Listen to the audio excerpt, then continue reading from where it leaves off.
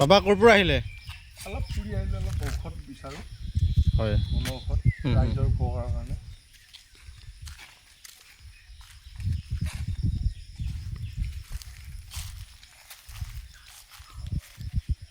এইটো এনেই কি ঔষধ বাৰু? মানে বহুত ঔষধত লাগে।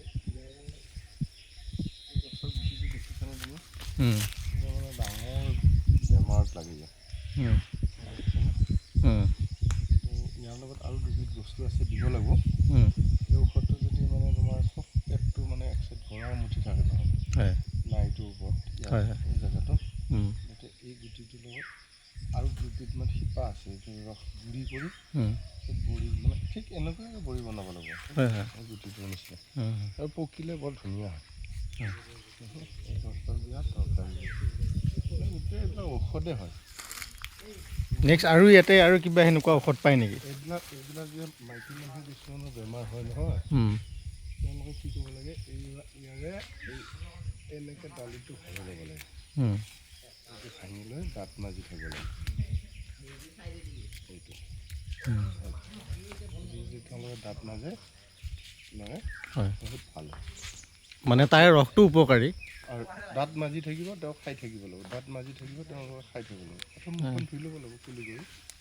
এটা মানে বৃহৎ বহুত ঔষধ, মানে মাইকী মানুহে এটা বহুত ডাঙৰ ডাঙৰ কিছুমান বেমাৰ হয়, সিহঁতে গম পোৱা নাযায়। তেওঁলোকৰ লিভাৰ ধৰিব, কিডনী ধৰিব, এইবিলাকত ধৰিব, বহুত ডাঙৰ আৰু মাহেকীয়া অসুবিধা যে হয় সেইবিলাকৰ কিবা আছে নেকি? মাহেকীয়া অসুবিধা খায়, তাতকৈ ভয়ংকৰ বেমাৰ নাই আৰু। তল পেট যেতিয়া বিষাব নোৱাৰে তেওঁলোকৰ, তাতে একদম ভয়ংকৰ বিষ, সেইটো নিচিনা মানে শত্ৰু হ'ব নালাগে। একদম হাতী ভৰি কিছু মানে মাইকী মানুহ, এইটো আমাৰ মাতৃ হয় ন, তেওঁলোকৰ তাৰমানে এই বেমাৰটো হ'লে মানে ঔষধ আছে, মানে বনোৱা ঔষধ দিয়ে, পইচা দিব নালাগে তেওঁলোকে।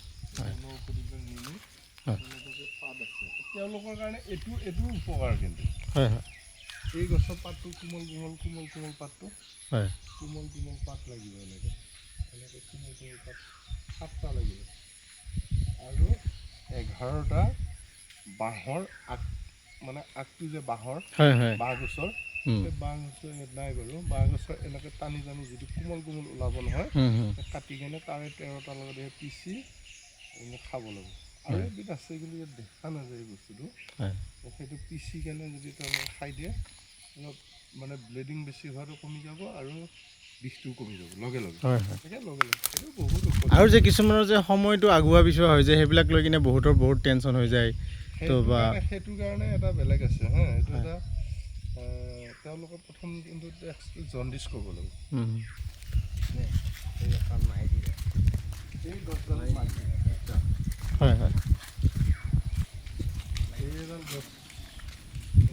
সেইটো কামত এৰিয়া গছৰ হেৰিটো কাম আহে ন, ছালটো। বহুত মানুহে নি পেলাই খাইছে, এনেকৈ যিটো এইটো ওলাই নহয়,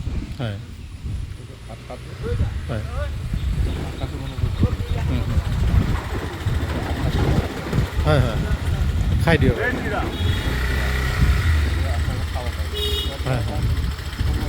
এইটো মানে তেতিয়াহে আপোনাৰ মাহেকীয়াটো আগুৱা পিছোৱা হোৱাত এইবিলাক সুবিধা